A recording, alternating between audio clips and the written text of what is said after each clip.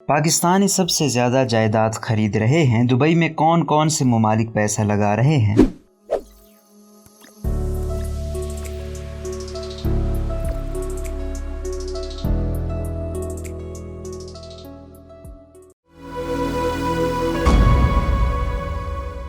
Dubai पाकिस्तानियों के हवाले से अब एक मुनफरिद शहर बनता जा रहा है, जहां रोज़गार के मौक़े के साथ साथ रिहाइश भी इख्तियार की जा रही है। मुत्तहिदा अरब इमारात अब पाकिस्तानियों समेत कई गैर मुल्कियों के लिए जन्नत मालूम होता जा रहा है। इसकी बड़ी वजह दुबई का महफूज माहौल और मुस्तकबिल के मौक़े हैं। दी न्यूज़ के मुताबिक रिहायशी रियल एस्टेट ट्रांजेक्शन 60% से बढ़कर 85% तक पहुँच गई है। प्रॉपर्टी के कारोबार में भी काफ़ी दिलचस्पी देखने में आई, जहाँ ट्रांजेक्शन में इजाफे के साथ मुख्तलिफ ममालिक के शहरियों ने खास दिलचस्पी जाहिर की। दुबई शहर में प्रॉपर्टी खरीदने वालों में बरतानिया, इंडिया, इटली, रूस, फ्रांस के शहरी शामिल हैं। इसके अलावा पाकिस्तान, कनाडा, खुद मुत्तहिदा अरब इमारात, मिस्र के शहरी शामिल हैं। दूसरी जानिब लेबनान और चीन के शहरी भी शामिल हैं। 2021 में पहले आधे साल के मुकाबले में 2022 के आधे साल में 64% रूसी शहरियों ने दुबई में जायदादें खरीदी। फ्रांसीसी शहरियों की मांग में 42% इजाफा हुआ और बरतानवी शहरियों ने जायदाद खरीदी, मगर 8% इजाफे के साथ। वाज़ेह रहे रूसी शहरियों की जानिब से मगरबी ममालिक की जानिब आयत पाबंदी के बाद दुबई में पैसा लगा रहे हैं।